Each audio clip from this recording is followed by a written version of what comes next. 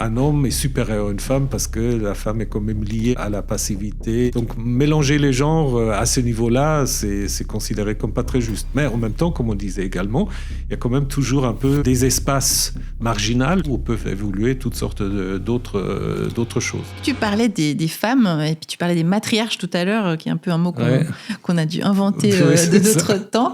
C'est vrai qu'il y a donc c'est vrai qu'aujourd'hui, par exemple, souvent j'aime bien quand on dise les patriarches et les matriarches, et puis quand on parle d'Abraham et Sarah et Agar, ou par exemple de Jacob, Rachel et Léa.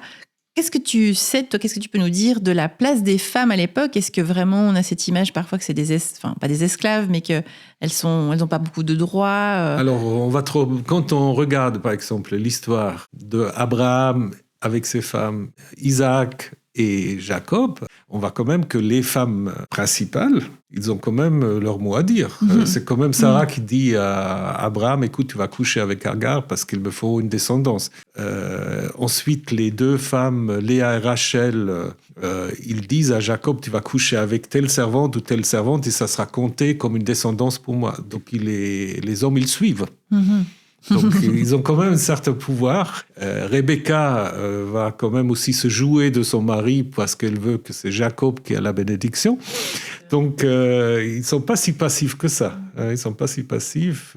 Ils prennent quand même des initiatives, un peu comme leur mari. Et d'ailleurs, j'étais hyper surprise de découvrir que justement, si je me souviens bien, c'est Rachel, quand elle va rencontrer Jacob, en fait, il est dit qu'elle est bergère.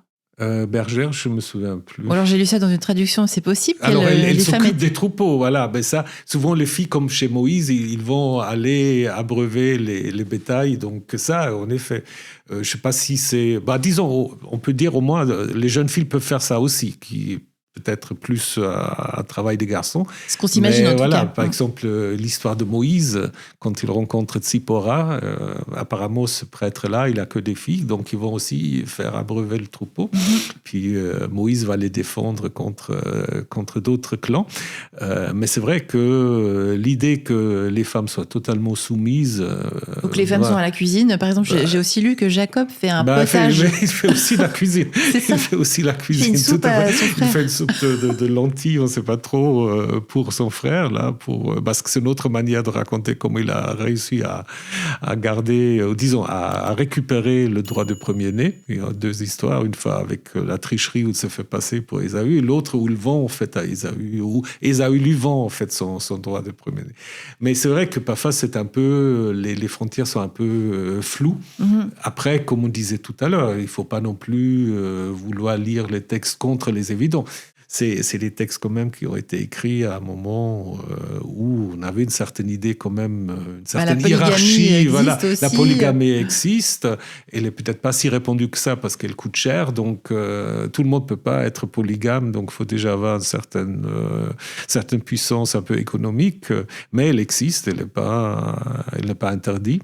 Et donc, pour revenir à cette histoire du Lévitique, donc en fait, il y a quand même cette idée qu'un homme est supérieur à une femme parce que la femme est quand même liée un peu à la passivité. Et puis, donc, mélanger les genres à ce niveau-là, c'est considéré comme pas très juste. Mais en même temps, comme on disait également, il y a quand même toujours un peu des espaces marginal, je ne sais pas s'il faut parler de marginal, mais des espaces qui ne sont pas au centre, mais où peuvent évoluer toutes sortes d'autres choses. Mais c'est ça qui est passionnant en discutant avec toi, Thomas, c'est qu'on se rend compte que finalement, plus on lit la Bible, plus en fait on voit qu'il y a des paradoxes, qu'il y a vraiment de tout.